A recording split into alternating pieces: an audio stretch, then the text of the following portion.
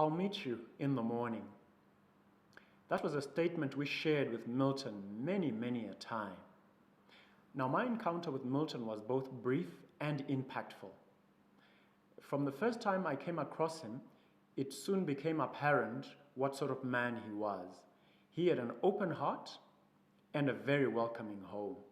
Little did I know that I would also become a guest in that home for a period of about a year. And I would also gain access to that heart for a period slightly longer than that. I remember in the evenings, before each one would retire to his sleeping pod, we would say one to the other, "Good night, I'll meet you in the morning."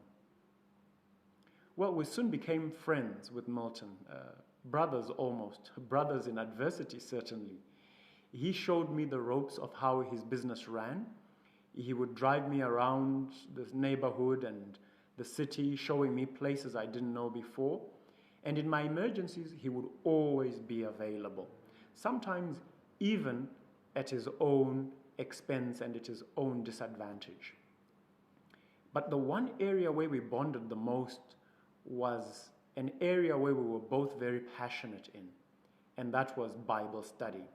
It was not uncommon to find us deep and late into the hours of the night or the wee hours of the morning, passionately engaged in some Bible discussion, until we would say, "It is enough for now, let us retire.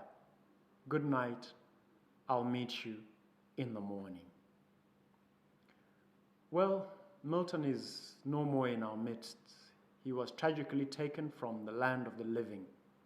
But one thing for sure, he was aware that his time here was brief, it was limited, it was borrowed. And he made the most of it, spending it with family and sharing the love of Christ with those around him. And one thing that gives me comfort, though I know that I can no longer say to him and he to me, "Good night, I will meet you in the morning," I do know that he shared the hope of Christ's soon return. And so it is with this confidence that I can say about him and to him, "Good night, my brother. I will meet you in the morning. I will meet you in the resurrection morning when Jesus comes again. Sleep well."